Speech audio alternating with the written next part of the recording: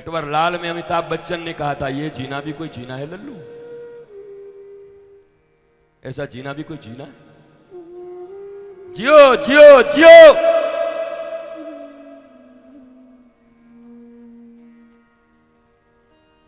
पवित्र होके जियो।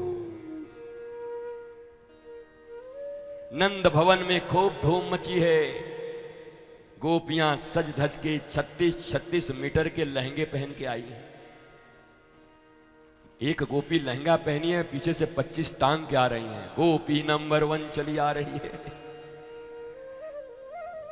पूरे गोकुल में नंदलाल के जन्म का उत्सव मनाया जा रहा है। महामहोत्सव, नंदोत्सव जिसको कहते हैं, नंदात्मज। नंद के यहां आत्मज आया है। हालांकि अब मैं कितना तुम्हें ज्ञान की बात बताऊं। जब वो सबके बाप हैं तो नंद के आत्मज कैसे हो गए? और नंद के तो बेटे हैं भी नहीं, हैं तो वसुदेव के, पर लिखा हुआ है नंदात्मज। पर एक ही भागवत में अगर सब मैं समाधान कर दूंगा तो तुम्हारा क्या होगा फिर कालिया? तुम तो ज्ञानी बन जाओगे। इसलिए आओ अब उत्सव में भाग लेते हैं। दिव्याति दिव्य भाव से चारों तरफ दूध, दही, हल्दी, रंग, अबीर, होली मन गई महाराज। नंदलाल आया है। 90 साल की आयु हो गई थी बाबा नंद की। अब मैया भी हमारी 70 साल की हो गई थी, यशोदा, तब लाला घर में आया है। अब बताओ 70 साल में कोई को लाला हो जावे तो कितनी खुशी की बात है महाराज। चारों तरफ आह्लाद, आनंद, और होना भी चाहिए,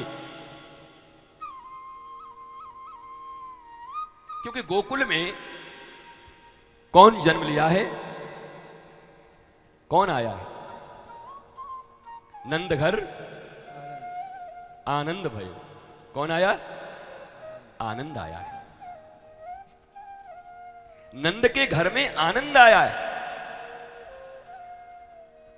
और ऐसा आनंद ही नहीं बल्कि परमानंद आया है। परम का अर्थ होता है एब्सोल्यूट। उसके बाद फिर कुछ नहीं है, टॉप। एक होते हैं पिता और एक होते हैं परम पिता, है ना?